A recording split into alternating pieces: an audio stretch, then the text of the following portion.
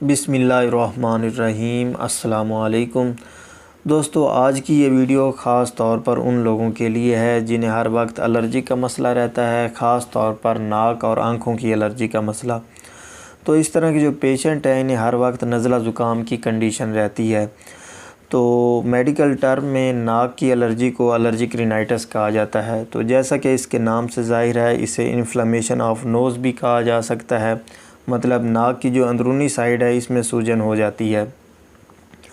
तो इसको समझने से पहले मैं आपको थोड़ा सा बता दूं कि हमारे नाक की जो अंदरूनी लेयर है वो एक म्यूकस पैदा करती है, एक ख़ास किस्म का लिक्विड पैदा करती है जिसका फ़ंक्शन ये होता है कि हमारे नाक में जाने वाले जो नुकसानदेह पार्टिकल्स हैं, कोई एलर्जी सब्सटेंस है या फिर कोई वायरस या बैक्टीरिया हैं, उनको ये अंदर ट्रैप कर लेती है और आगे मुंतकिल नहीं होने देती।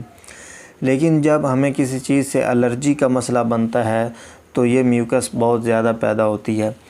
तो म्यूकस जो है ये नाक से बहना भी शुरू हो जाती है और साथ ही अगर पेशेंट सोते वक्त सीधा लेटता है तो ये गले पर जमा होना शुरू हो जाती है, जिसकी वजह से गले में भी ख़राश होती है और गले पर दूसरे लफ्ज़ों में हम कह सकते हैं बलगम जम जाती है। तो एलर्जी के रिस्पॉन्स में ये मसला बनता है। तो इसी मसले को एलर्जिक रिनाइटिस भी कहा जाता है। नाक की जो अंदरूनी साइड है ये सूज जाती है। और दूसरी इसकी अलामात की बात की जाए तो इसमें पेशेंट को जो है आँखों पर भी ख़ारिश होती है और नाक में भी ख़ारिश होती है, उलझन सी होती है। इसके अलावा छींकें बहुत ज़्यादा आती हैं, नाक बहना शुरू हो जाता है, बाज़ औक़ात नाक बंद हो जाता है जिसे नेज़ल कंजेशन कहा जाता है। तो इस तरह के मसले बहुत ज़्यादा बन जाते हैं। बाज़ औक़ात पेशेंट को साथ बुखार भी हो जाता है। तो ये इसकी अलामात हैं। तो टाइप्स की बात की जाए तो एलर्जिक रिनाइटिस यानी कि जो नाक की सूजन है ये बाज़ लोगों को किसी ख़ास किस्म के एलर्जिक सब्सटेंस की वजह से भी होती है। कोई पेशेंट जो है वो किसी फूड से एलर्जिक होता है या किसी पोलन से एलर्जिक होता है, ग्रास से एलर्जिक होता है, किसी केमिकल से एलर्जिक होता है, किसी भी चीज़ से पेशेंट एलर्जिक हो सकता है। तो जब उससे टच होता है पेशेंट तो उसको ये मसला शुरू हो जाता है। तो एक तो ये हो गया किसी पार्टिकल या किसी केमिकल या किसी मौसमी तब्दीली की वजह से ये एलर्जी का मसला बनता है। दूसरा बाज़ औक़ात ये एक ख़ास किस्म के वायरस से भी इसका मसला बनता है। तो इसे इन्फेक्शियस रिनाइटिस कहा जाता है। तो बाज़ औक़ात हम गलती ये करते हैं कि इन्फेक्शियस रिनाइटिस में एंटीबायोटिक्स का इस्तेमाल शुरू कर देते हैं। तो ये एक वायरल इन्फेक्शन है, इसमें एंटीबायोटिक्स का इस्तेमाल जो है कोई फ़ायदा मंद नहीं होता और ये इस्तेमाल बिल्कुल फ़जूल होता है। आगे जाकर हम इसके ट्रीटमेंट की बात करें तो इसका जो ट्रीटमेंट मैं बताने जा रहा हूँ वो ट्रीटमेंट आप फार्मासिस्ट के मशवरे से कर सकते हैं। तो इसमें आप एरिनेक टैबलेट यूज़ कर सकते हैं। एरिनेक टैबलेट में आइबुप्रोफेन और सुडोएफेड्रिन मौजूद है। आइबुप्रोफेन एक पेन किलर भी है और ये एंटीपायरेटिक भी है, यानी बुखार को भी कम करता है। साथ ही इसमें सुडोएफेड्रिन है जो कि नेसल डीकंजेस्टेंट है। अगर नाक जो है ये बंद है तो बंद नाक को ये खोलता है। इसके अलावा अगर पेशेंट को छींकें वगैरह आती हैं तो उससे भी आराम आ जाता है।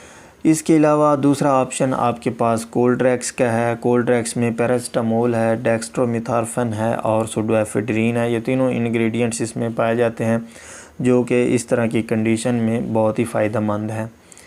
इसके अलावा आप एंटीहिस्टामिन टैबलेट वगैरह भी इस्तेमाल कर सकते हैं जिनमें सिट्राज़ीन है, लिवोसिट्राज़ीन है, लोरेटाडीन है। तो इनमें से भी आप कोई टैबलेट इस्तेमाल कर सकते हैं।